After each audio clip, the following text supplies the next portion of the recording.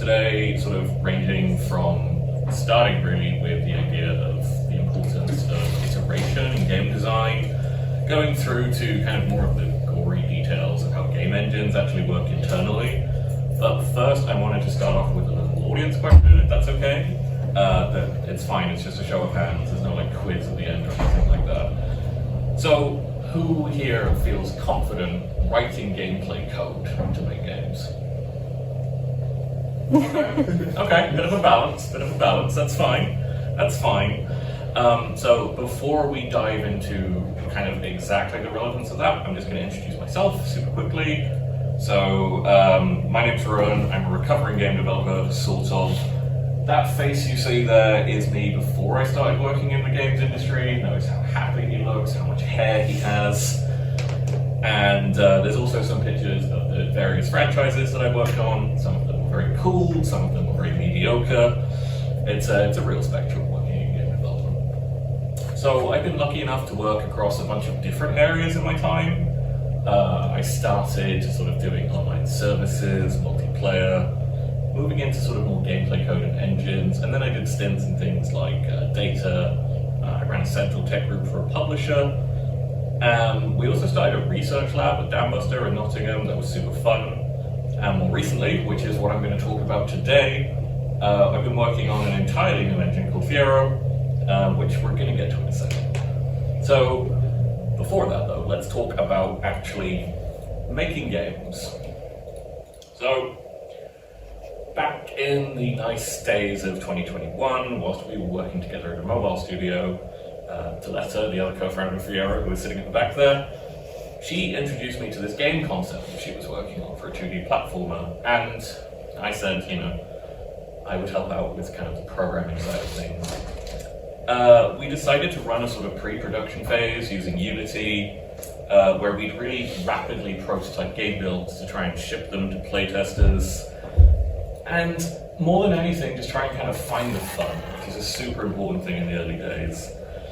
But unfortunately, everything went wrong, as you can see from these lovely before and after shots. So, as it turns out, basically, most game engines on the market today aren't really built to be used by designers. They're tools for programmers, first and foremost.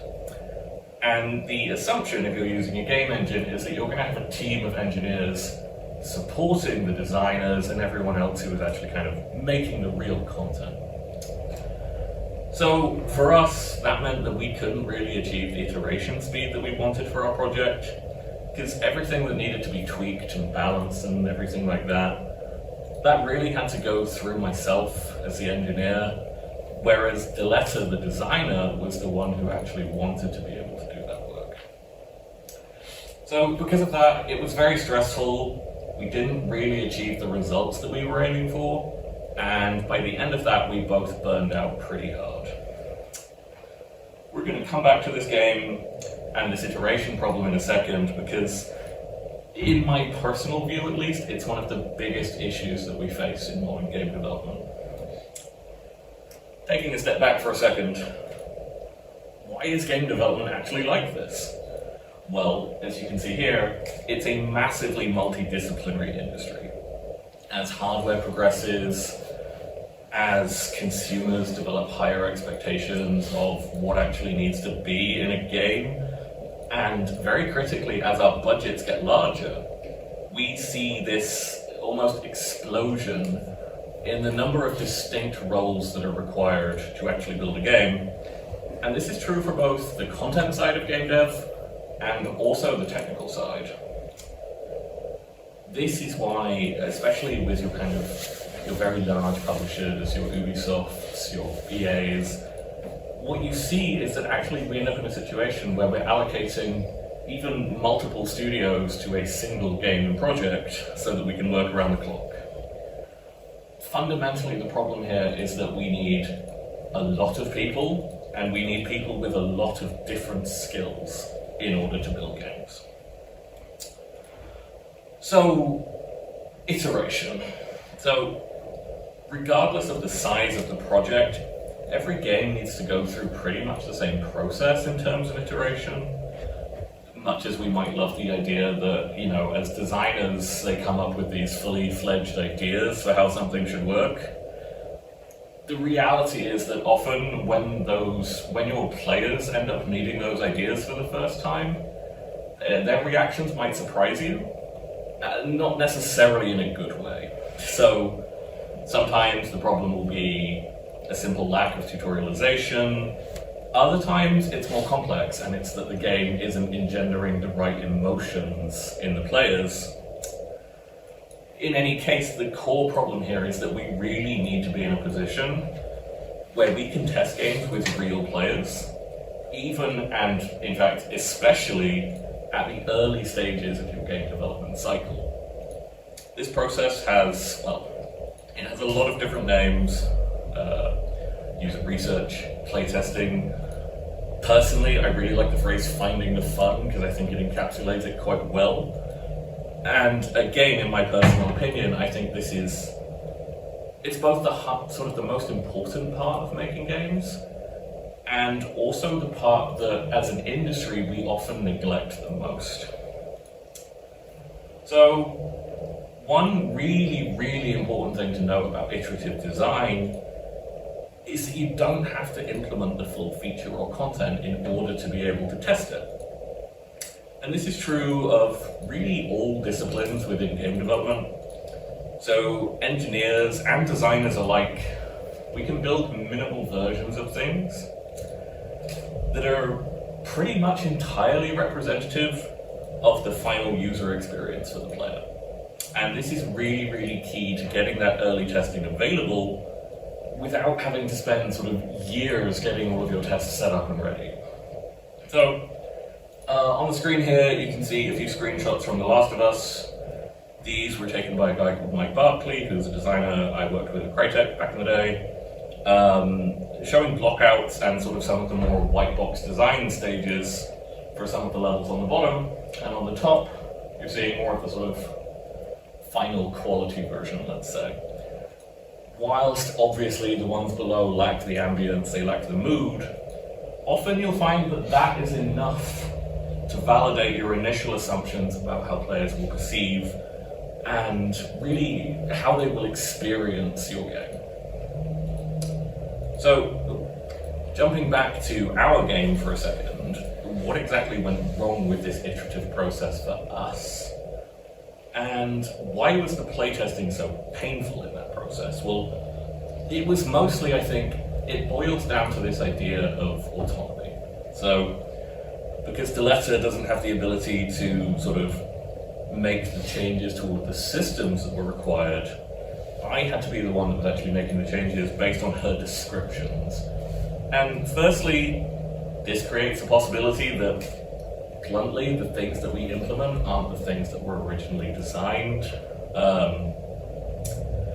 In any development process, whenever you have to hand over a design to be implemented by someone else in a different team, there's always a fairly major risk that what you're building doesn't sort of, the implementation ends up not matching the spec, basically.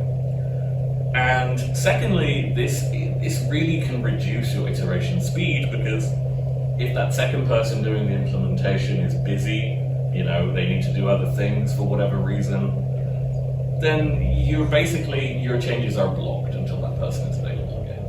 And that sucks. So, coming back to our central thesis here, why does all of this have to be so complicated? We've identified quite a few different issues here, and I think it's also fair to say that we've seen that there's a lot of room for improvement. So how do we go about actually addressing any of this? Well, about 2 years ago, I think, give or take at this point, Deletta and I sat down and we brainstormed, well, I think over the course of a few weeks, I would say, and we arrived at sort of 4 core principles for how we think game development should work. Now, behind all 4 of these sort of principles, points, whatever you want to call them, is one even more fundamental belief, and that is this sort of necessity of simplification. So this really just comes down to the idea that we should aim to minimize the complexity and make things not oversimplified, not overcomplicated, but exactly as simple as required. So we're aiming things exactly at the intended level for our target users. And the four main points that we came up with are these. So the first one, and we'll show off some more of this in a sec, is pre-made gameplay. One really interesting thing I think about game development is that a lot of it, to be blunt, is not mechanically unique. So, don't get me wrong, there are lots of games that do sort of employ their own unique mechanics, but typically this will be sort of one, maybe two sort of very unique mechanics per game. The majority of, 2D platformers, for example, will use pretty much the same setups for movement and for traversal. If you were building a first-person shooter these days, and you didn't use, say, on PC, WASD and mouse, and on controls, the left and the right sticks for kind of movement and camera control respectively, your players would probably be really immensely confused and kind of just struggle to play the game. So, as an engine, why can't we sort of build all of that in advance and bundle it up? Now we can parameterize it heavily, so the experiences of any two games don't end up being the same. We still want games to have a unique feel, but they can use the same core concepts. There's no need to sort of reinvent that wheel, and trust me, as a game programmer, I would pay really, really good money to never write another character control system for as long as I live. I'm just tired of it, I'm sick of it, I don't want to do it again. Secondly, an intuitive interface. So I think this point is pretty intuitive, for want of a better phrase, but I think it's worth talking about regardless. So if you think about the kinds of engines you might have used and especially your sort of first-time user experience with those engines, it's really not uncommon to just be dumped into sort of like a strange foreign interface, just a blue or kind of grey blank canvas, and no real idea where to go from there. And personally, I think that's pretty horrific. We want users to be presented with an interface that's really as familiar as possible, so that ultimately their onboarding experience can be as positive as it can be for them. Third point, easy sharing. So has anyone here ever had to deal with the sort of, I'm just going to call it the pain that is sort of wrapping builds up for playtesting, like packaging all of your different platforms, all of that sort of thing, choosing a distribution platform, figuring out how to get all of those native builds into the distribution platform. It's a lot. It's definitely a lot. And so what we were thinking, essentially, what if instead you could just share a standard link with people, and they could play work in progress games just directly in your browser.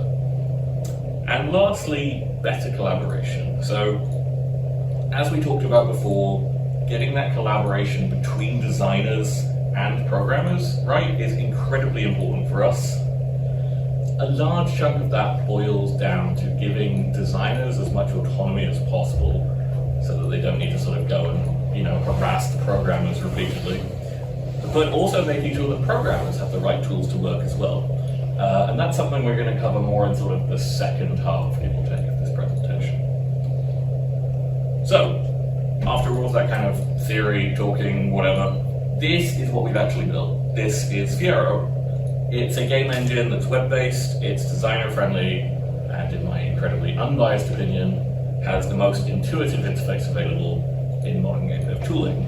So, on the right-hand side here, you can see the power-up panel, and power-ups are our implementation of pre-made bundles of gameplay that you can attach to layers in your scenes. This panel here is what allows you to actually customize all the parameters that we make available for those power-ups, and really iterate towards the exact feel that you want for your game. So, I mentioned it was web-based. You can log in from your browser and access all of your projects from wherever you are. This is probably one of the parts that I'm actually the most proud of, both really from the user experience and also from the technical side. it allows us to do a lot, and it really forms the foundation of a bunch of other features that we offer. You can export your games everywhere with just a single click. Currently, this covers Windows, Mac OS, Linux, and also web builds. Critically, all of these are fully native. So on Windows, you'll get an exe. On Mac OS, you'll get a .app file. We're not just kind of embedding the web version into like an Electron instance or anything like that. We want this to be proper native games available for everyone. On top of exporting, we talked a second ago about the idea of sharing. So from the top right of any scene, you can just click the share button, and you'll basically instantly get a link that you can share with, you know, your colleagues, your friends, playtesters, whoever else you might want to actually try your game. It will open in their browser on any device, even mobile if that's what you're targeting, and they can just start playing straight away. Finally, it's zero code, albeit with this neat little caveat, and I like to kind of frame this as it's zero code unless you want to write some code. I realize I keep teasing this programming stuff, and we'll talk about that pretty soon. But for the zero code users, for the sorts of the non-technical users, the creative users, the designers, the artists, we really want to make this process of building your world and your gameplay within that world as intuitive and as code-free as possible. So this is where we show off a little bit, and this is just a kind of timeline of what we've done so far. So back in 2021, sort of the first half of the year, that was when we were working on that extremely ill-fated game of ours. 2 and a bit years later, so towards the end of last year, we managed to release our closed beta, and we opened that up to the public with the open beta in summer this year. We've also got a pilot program running next year with another university in the UK, where we'll be using Fiero to deliver some of their game design modules, which I think is really cool. In that time, we've hit some numbers that I'm also very proud of. We have over 750 active users, over 1,100 levels created, over 800 games exported, and just up from 200 members in our very friendly Discord community, who I happen to know that some of you have already joined. So these are also some of the cool projects that our community has built, and also they're kind of just very heartwarming feedback, I think. It's really nice to get that. So on the left, Prox Games here has built this fun, but I think it's fair to say frustratingly challenging platformer with some top-down assets that they were reusing from a different project of theirs. Andrea in the middle has built this puzzle game. It's kind of cool. You have to control 3 objects simultaneously, so as you move, it moves all of them, but they're sort of in these different planes. You have to sort of solve puzzles and work your way towards the end of the level. And on the right, one of our users actually sat down with his little nephew, I think 12 years old, and they built this multiplayer football game, which was really cool. We weren't expecting people to build local co-op with what we had made available. It turns out the community realized all you need to do is sort of really just kind of put multiple players in the scene and bind them to different controls, and it just works. It's really cool to see what people build outside of the constraints that you think you put them in with the tool. So, I promised that we would talk about code a little bit, and this is one of the biggest features that I myself have been working on for Fiero so far, possibly my favorite as well. It's been a real challenge here, but we're conducting our first user test quite soon, and I'm really, really hyped to see what happens and sort of collect that feedback. So, we talked earlier about the idea of pre-made gameplay, and we did acknowledge the fact that sometimes you need something a little bit more bespoke. You need something outside of what we offer in terms of that pre-made gameplay. So we want to allow users to write power-ups too. Specifically, we're building this feature for the subset of our users who do actually know code.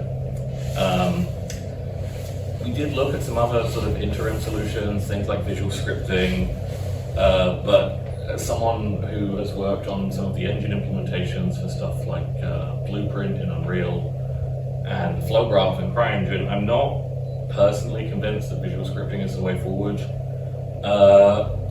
I don't think it's much of a benefit to non-technical people because you still have to learn most of the same concepts, most of the same semantics as code, just without the syntax. And I don't know that that's the hardest part of it. We'll come back to this exact code file in a sec, as well as talking about what language this even is. But firstly, a little jump into the engine itself and sort of how engines work, really. So a big part of gameplay programming is really informed by the architecture of your engine. So if you take something like Unreal, for example, or Unity even, they're both pretty object-oriented in terms of code. This really bleeds through. I mean, you see stuff like sort of the actor inheritance tree in Unreal, mono behaviors and components in Unity, and this is a big part of the architecture. So how does Fiero look from that perspective? Well, it's not perfect, that is for sure.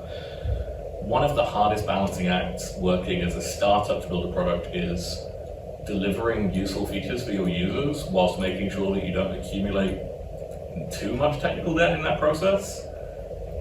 Some is guaranteed, but I think we've done quite well from an architectural perspective.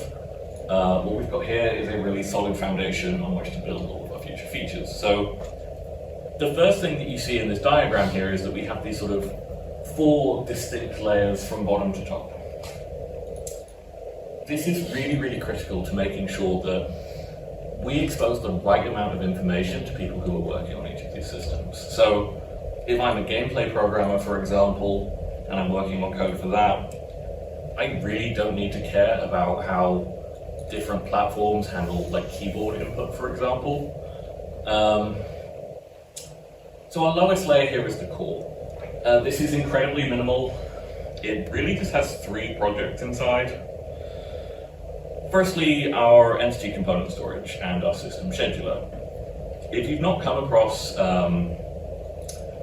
ECS, the acronym, or the idea of entities, components, and systems before, it's really worth a read online. There's a lot of good resources about using it in game dev, but it basically boils down to storing all of your game state in a way that makes the best possible use of the hardware. So particularly here we're talking about CPU and about RAM. So this entity component storage setup, that stores all of our state. We have the system scheduler that figures out sort of how to best run all of the engine code and all of the gameplay codes that we have with the data that we've got. Lastly, we have something called the platform abstraction layer, or the PAL. This is basically just how we take things like different behaviors across operating systems and platforms, and we make sure that we're presenting a relatively unified experience to both engine programmers and gameplay programmers on top of that. Really, it's just about building nice system-agnostic interfaces that you can program against. So, one layer up from that, we have the engine systems layer, and this is where you find most of the stuff that you sort of probably would classically consider to be a game engine.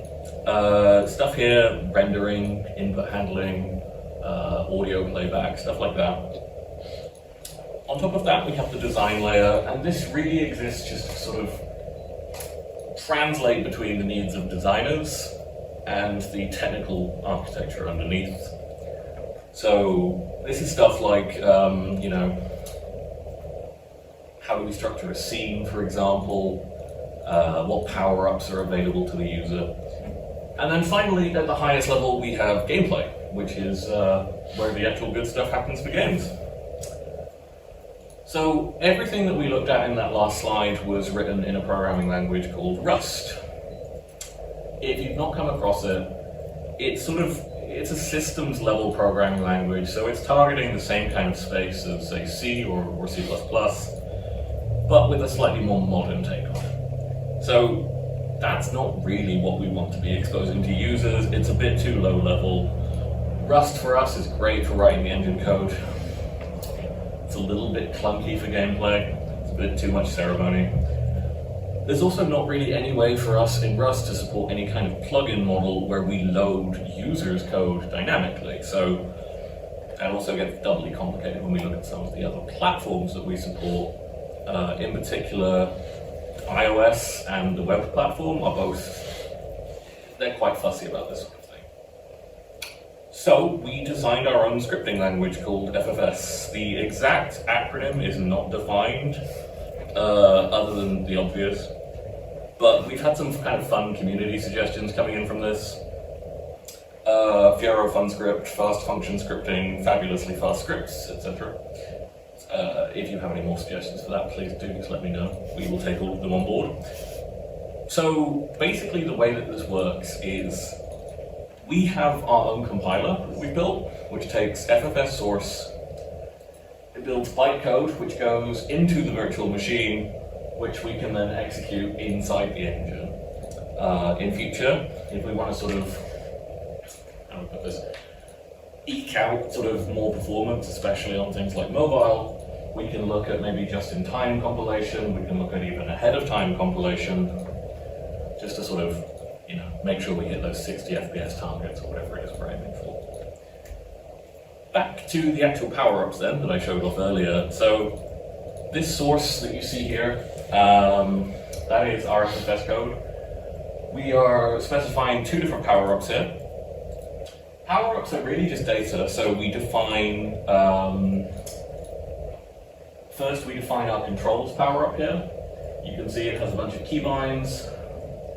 All of this UI here is generated automatically from the code. So yeah, that just comes through. We've also got, so we've got our player controls power up, and we've got our character movement, which for this simplified example is just a speed. And then lastly, we have a task, which is what actually gets executed. This is the behavior that runs over the data.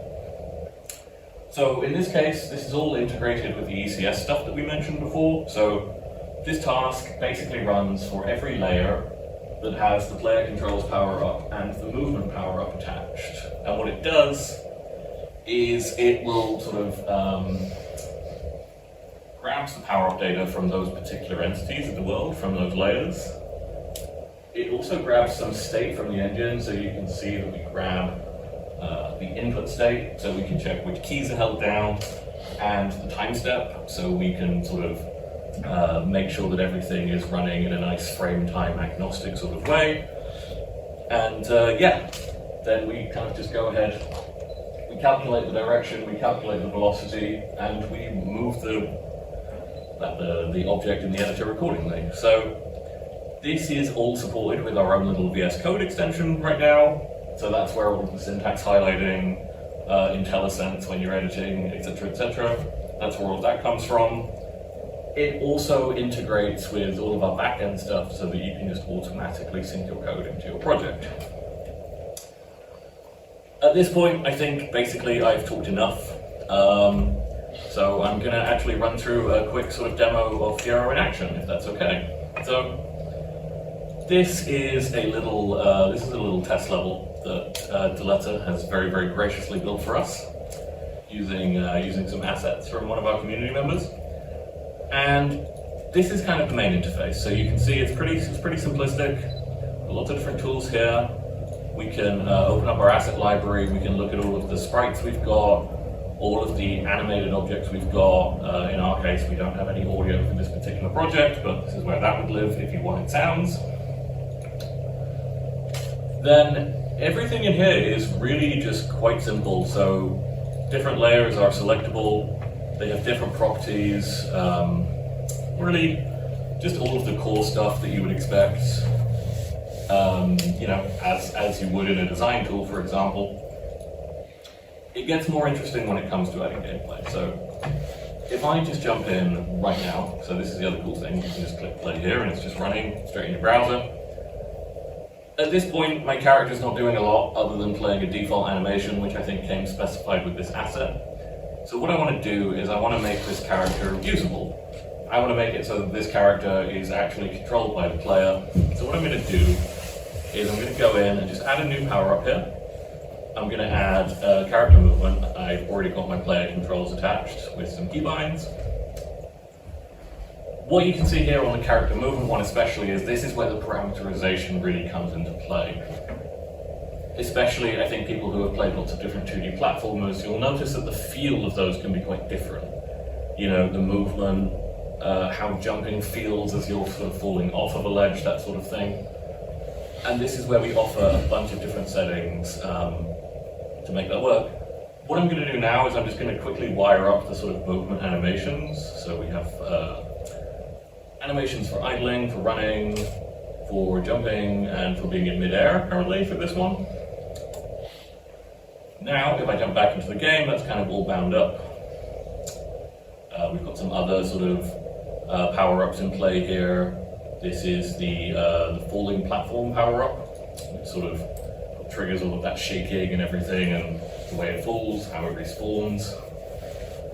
And really, this is just the fundamentals of building gameplay. So from here on out, it's just a matter of sort of bringing your assets into the editor, assembling everything in the scene that you want, and just wiring up the power-ups to really sort of achieve the gameplay that you want as a base, and then really iterating on those parameters, on those configurations to make sure that what you've built is really resonating with the players, like we talked about, right? That kind of idea of finding the fun, making sure that you have built something for your players. Not just something that you think the players want, but something that you know your players want. And that is basically it. So yeah, thank you all very much for coming to this today. I really always enjoy every opportunity that we have to sort of show off Fiero and just talk about game development more generally as well. I'm super enthused about it, pretty much constantly. If you are interested in trying Fiero for yourself, you can sign up for free at fierogameengine.com here. The URL's up there, or you can just Google Fiero Game Engine. That's also where you'll find the link to our Discord community as well, if you want to get involved, as some of you already have. Yeah, that is everything from me, so thank you very much, and any questions?